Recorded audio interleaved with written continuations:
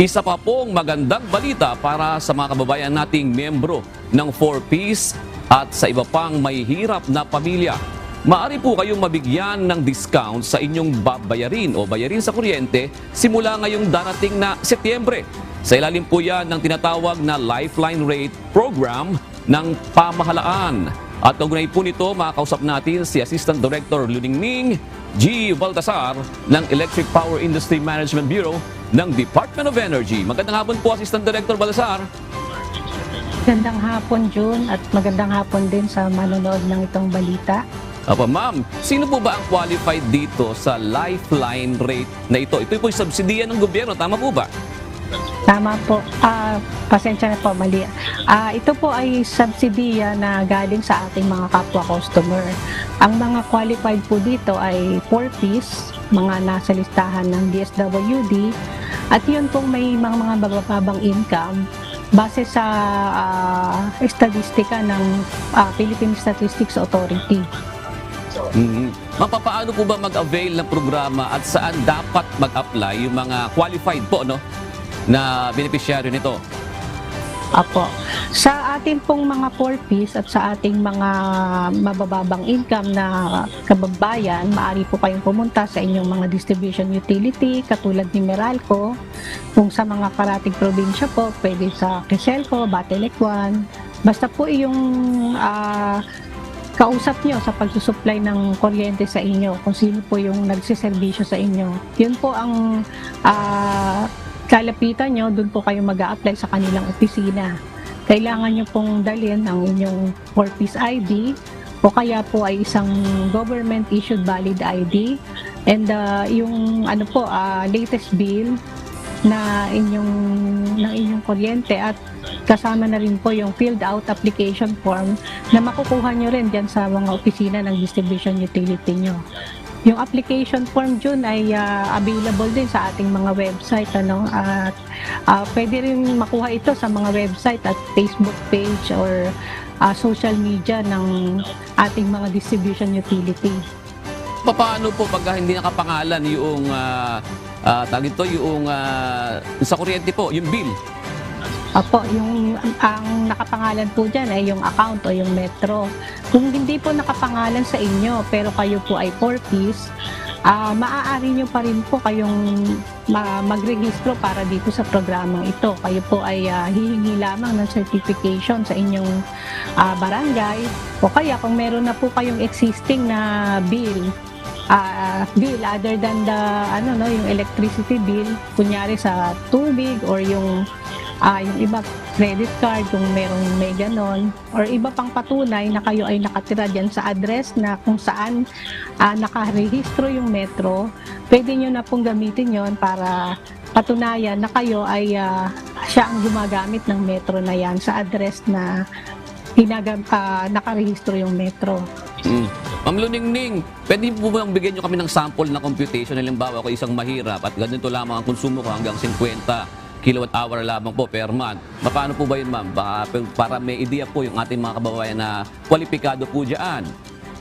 Sige po. Ang pinakamagandang halimbawa po natin dahil tayo nasa Metro Manila, yung kay Meralco po. Sa halimbawa po, ako ay isang 4Ps na ang konsumo ko ay 20 kilowatt-hour. Sa ganyan pong konsumo, ako po ay maaaring makakuha ng 100% discount. Meron lang pong maliit na babayaran tulad ng fixed metering charge na halagang 5 piso at kung mga iba pang portion ng bill like yung taxes at saka po yung ating tinatawag na universal charge na hindi naman po lalagpas yan sa 10 piso hanggang 20 pesos. Ngunit ang pagdidiskwento po ay hanggang doon lamang sa limit na in-approve ni ERC.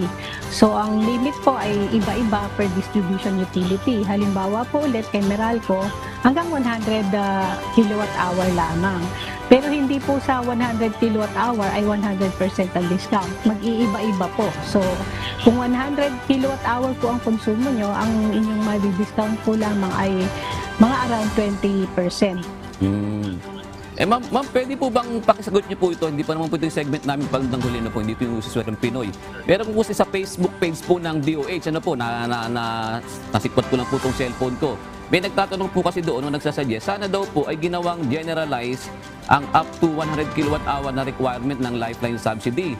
Sa buong bansa, gaya daw po ng Meralco. Kasi sa ibang electric cooperative daw po, sa probinsya, hanggang 20 to 25 lang daw po, ang kumbaga inaaprubahan. Pag 26 and up na daw po, hindi na daw po pinapayagan. Tama po ba ito, ma'am? Maaaring nangyayari po yan sa ibang probinsya. Tama po yan.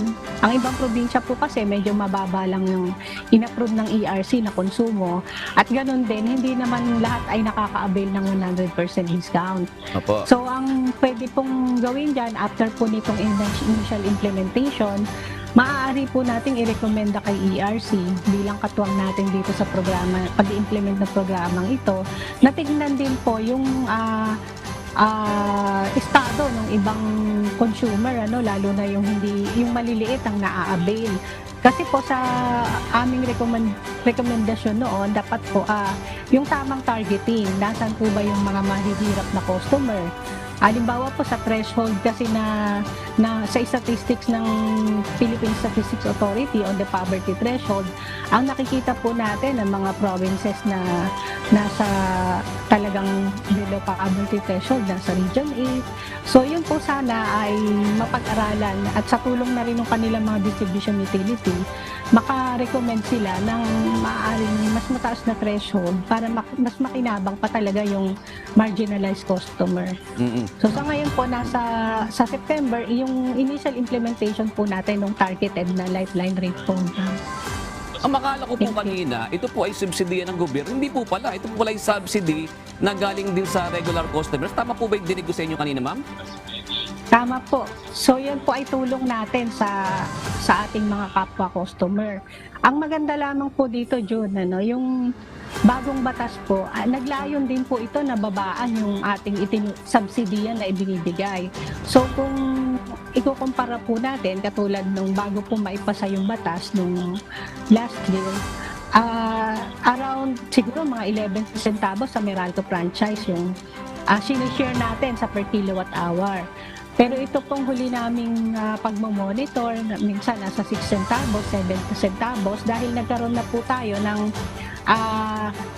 delisting ng mga customer na tinitignan natin na hindi naman talaga nangangailangan na ma-discountan yung kanilang electricity consumption o yung bill.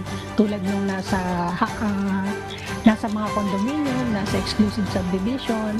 So yung mga areas na alam naman natin na hindi talaga nabibilang sa marginalized ang mga residente.